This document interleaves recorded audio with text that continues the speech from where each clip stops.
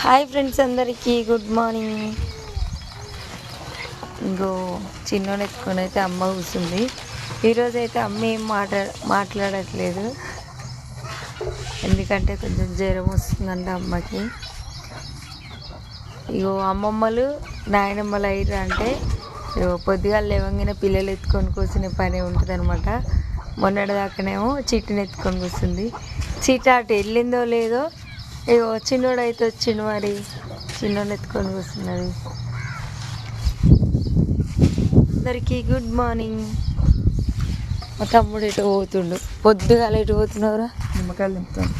నన్నైతే నేను లేవ ముందుకే లేపిండు మా తమ్ముడు. మరి నిమ్మకాయలు తెంపాలి, లే ఉరుకుదామంటే ఉరుకొచ్చిన. అయితే చాయ్ కూడా మళ్ళా తోటలో పళ్ళు తోముకోవాలి.